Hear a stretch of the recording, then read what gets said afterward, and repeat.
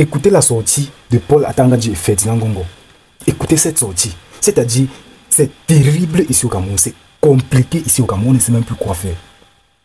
Il y en a au moins 4 évêques du pays qui ont décidé de faire descendre Paul Biya. Il y en a au moins 4 qui ont décidé que non, Paul Biya doit rentrer au village. Mais d'ailleurs, c'est pour que Paul Atanga-Dji, le ministre de l'administration territoriale, et Ferdinand Ngongo, nous connaissons tous qui est Ferdinand Ngongo et son rôle dans ce pays. À un moment, on s'est dit même que c'est lui le dirigeant, c'est lui le président même de ce pays, parce qu'à un moment, c'est lui qui prend les décisions. Et je suis même sûr qu'à l'instant, si le président n'est même plus à mesure, il n'est même plus à mesure de prendre une décision ici au Cameroun. Parce que son âge ne lui permet même pas. Son âge ne lui permet pas. Maintenant, il y a des évêques qui ont fait des sorties où il y a l'évêque de Yagua, M. Yaouda, je crois, M. Yaouda, Monseigneur Yaouda, je vais dire, qui a dit que non, mieux un démon que Paul Biya au pouvoir. Que si on veut, on fait d'abord monter un démon là-bas. Après, on voit ce qu'on peut faire. Parce qu'au moins, c'est un démon, on peut délivrer le démon. Mais à l'heure, on ne sait pas si on peut délivrer Paul Biya ou pas. Parce que où nous sommes, à l'heure où nous sommes, plus rien ne marche au pays. Plus rien de chez rien ne marche au pays. Maintenant, quand ils ont fait, il y a le Monseigneur Yaouda, il y a d'autres évêques, comme l'évêque de Yaoundé, l'évêque de Douala. Ils ont fait des sorties, comme quoi Paul Biya doit descendre. Mais il se peut que Paul Atanga-Dji et Ferdinand Ngongo s'opposent. Ils ne sont pas d'accord avec ça. Peut-être il se dit que non, en tant qu'évêque, tu dois plutôt encourager les gens à y croire, à un changement ou à un renouveau. C'est peut-être ce qu'ils se disent. Oh, c'est que le changement qu'on veut, c'est peut-être le changement d'un régime. Il faut qu'on change complètement le régime parce qu'on vous a donné une chance, on vous a donné jusqu'à 43 chances. 43, c'est-à-dire 43 années, 43 bonnes années. Mais vous nous avez prouvé que vous ne pouvez pas faire même aucun effort. Donc, même les évêques ont décidé que non. Si c'est comme ça, c'est mieux que vous descendez d'abord. On essaie d'autres. Même si c'est le diable, on essaie d'abord le diable pour voir ce que ça donne. Si ça arrive que le diable monte et que c'est la même chose, on saura que bon, oui, ce n'est pas de votre faute. Mais si ça arrive que le diable monte, on voit un peu de changement, on saura que non, nous on était dans le noir depuis. C'est ce qu'ils demandent. Et quand ils ont fait ça, quand ils se sont opposés aux sorties des évêques, mais le ministre Grégoire Ona a dit ceci, qu'il n'est pas d'accord. Qu'il n'est pas d'accord avec le fait que les ministres, les dirigeants du pays s'opposent à ce que les gens, comme les évêques, comme les citoyens camerounais, disent sur les réseaux ou dans les rues. Parce qu'ils ont déjà pour commencer une liberté d'expression. Et c'est qui? C'est le président de la République qui a signé ça, ces décrets. Que chaque citoyen a une certaine liberté d'expression. Mais ça arrive au niveau où au pays, tu ne peux même plus parler en paix. Tu ne peux même plus t'exprimer. Tu ne peux même plus rien dire parce que tu as peur que dès que tu vas dire un truc, c'est bon, on t'a pris. Dès que tu as dit un truc un peu compromettant, hey, le monde entend seulement que non, tu n'existes plus, on ne te retrouve plus, on t'a kidnappé peut-être, tu as disparu, les choses comme ça là, c'est ça qui décourage en fait des gens. Maintenant, je vous lis ce que le ministre Grégoire Ona a dit. Il dit ceci. Depuis toujours, quelques évêques s'expriment de façon véhémente contre la politique du président Paul Biya ou du régime en place. Ne soyons donc ni offusqués ni choqués par ces prises de position qui sont sans doute aussi des manifestations de liberté démocratique retrouvées grâce à Paul Biya et au renouveau. Je ne sais pas si vous comprenez un peu. C'est-à-dire que c'est même d'abord Paul Biya, c'est même d'abord le président Paul Biya qui décide que bon, vous avez la liberté d'expression. Et quand nous on décide de nous exprimer, on nous condamne. Je continue. Il y a eu certainement des égarements et des insuffisances de notre côté. Il prend maintenant position, il parle là en tant que ministre, en tant que dirigeant.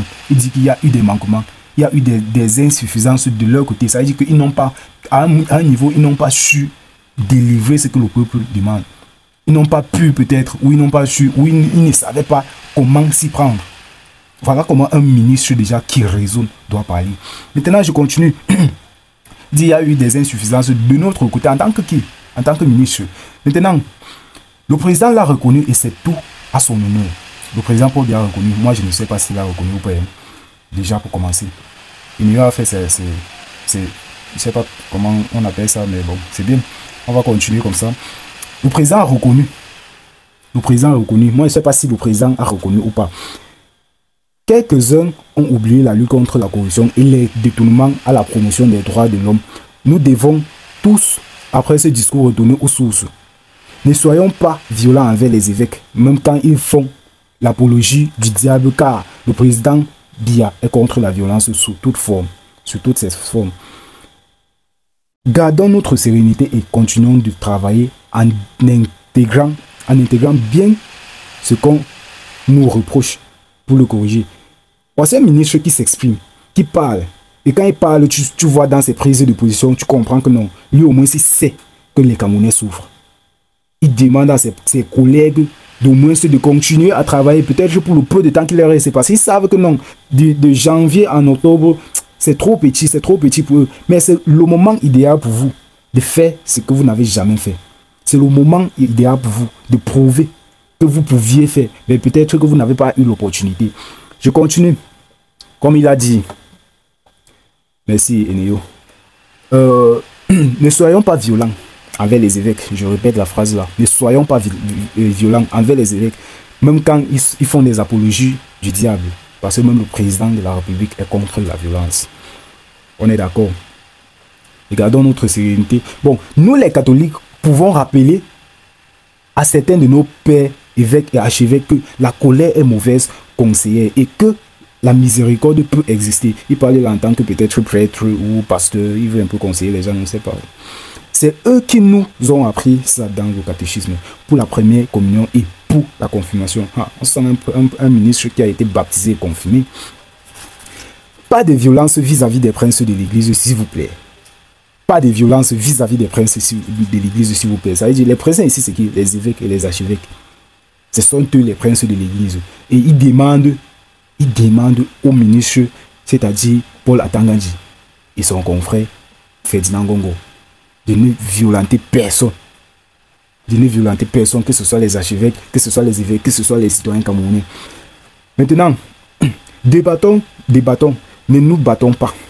Débattons, on débat, on crée un débat, je ne sais pas ce que ça veut dire. Débattons, ne nous battons pas.